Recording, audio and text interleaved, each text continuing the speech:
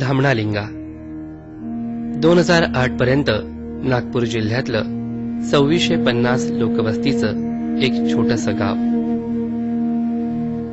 पशुसंवर्धनाच्या बाबतीत एवढीच काय या गावाची ओळख.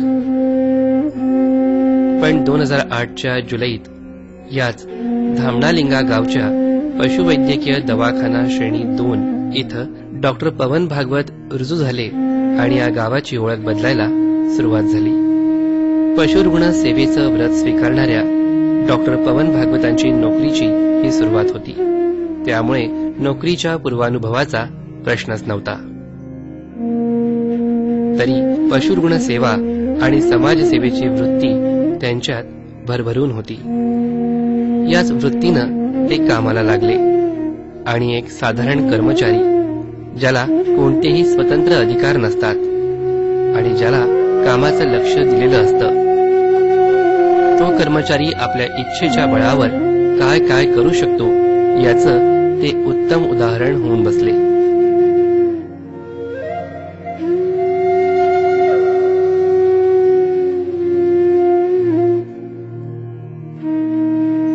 डॉक्टर पवन भागवत यांनी धामणालिंगाच्या पशुवैद्यकीय दवाखान्याच्या कार्यक्षेत्रात अनेक पशुरोग निदान शिबिरांचं आयोजन केलं.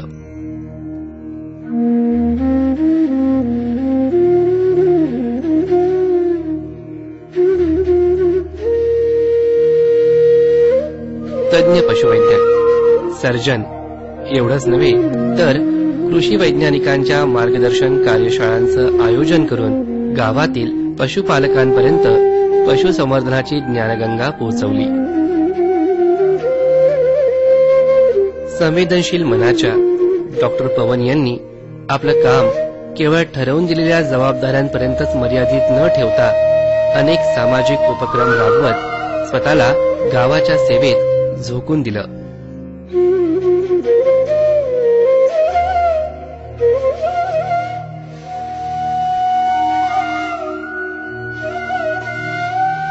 अझोला पशुखाद्य लागवड, निकृष्ट चाऱ्याचं सकस चाऱ्यात रूपांतर, गांडूळ खत निर्मिती अशी अनेक प्रात्यक्षिकं तर त्यांनी पशुपालकांना दाखवलीच, पण शासनानं नेमून दिलेल्या कामांसोबतच त्यांनी स्वयंस्फूर्तीनं अनेक उल्लेखनीय प्रकल्पांना प्रत्यक्षात उतरवत जिल्ह्यातच नव्हे तर राज्यभर आदर्श निर्माण केला.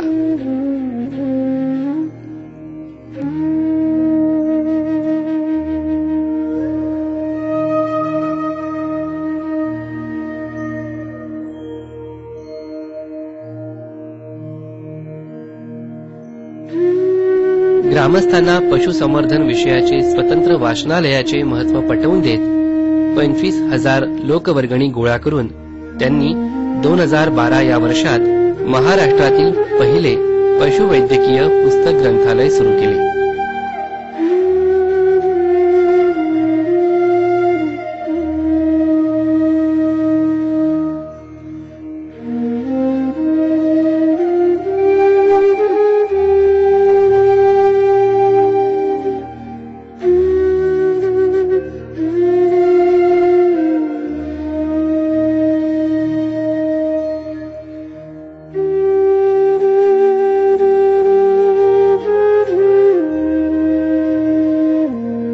दवाखान्याच्या परिसरात 2013 मध्ये पशुसंवर्धन दिनाचे औचित्य साधून सौर ऊर्जेचा पथदर्शक प्रकल्प उभारला. या प्रकल्पासाठी देखील गावकऱ्यांनी त्यांना 29,000 रुपयांची मदत केली. डॉक्टर भागवत यांनी येथे पक्ष्यांसाठी फीडिंग हाऊस उभारलं.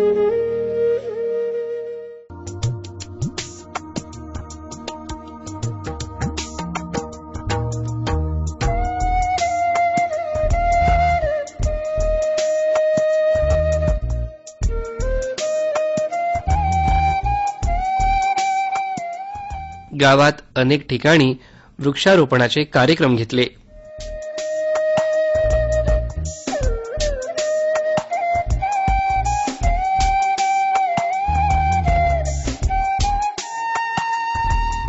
पशुपालकांना बचतीची सवय लागावी म्हणून एक आदर्श बचत गट स्थापन केला.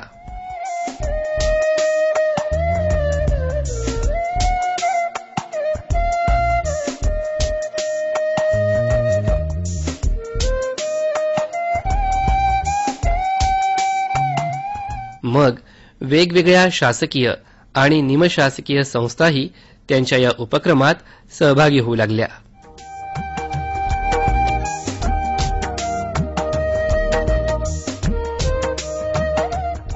एवढी सारी कामं एखादा पशुधन पर्यवेक्षक करू शकतो हे खरंच मनाला पटण्यासारखं आहे का? नाही ना. अगदी तसंच झालं. धामणालिंगा या गावातील पशुवैद्यकीय दवाखान्याची कीर्ती जेव्हा राज्यभर पसरू लागली तेव्हा सगळ्यांचं लक्ष या गावाकडे वळलं.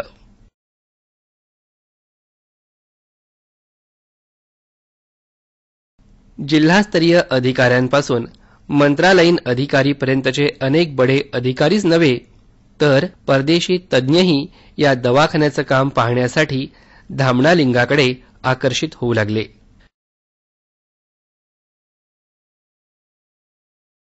पशुवैद्यकीय दवाखाना श्रेणी 2 धामणालिंगा येथे मंत्रालयीन उपसचिव माननीय प्रणाली चिटणीस,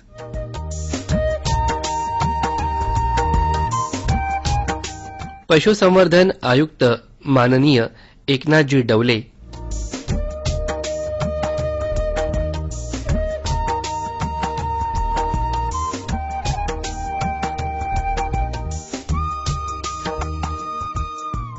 भाषा अधिकारी माननीय मनीष गवई, भाषा संचालनालय मुंबई, अमरावती विभागाचे विभागीय सह आयुक्त माननीय डॉक्टर शिरीष चित्ते यासह लंडन येथील अभ्यासक पशुवैद्यक डॉक्टर डगमर मायर आदींनी भेटी दिल्या.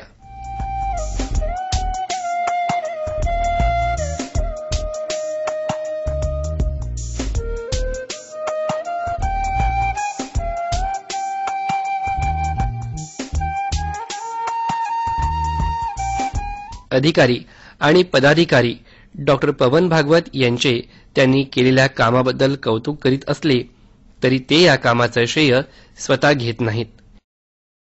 यासाठी आमच्या धामणालिंगाचे गावकरीच जबाबदार असल्याचं ते कबूल करतात.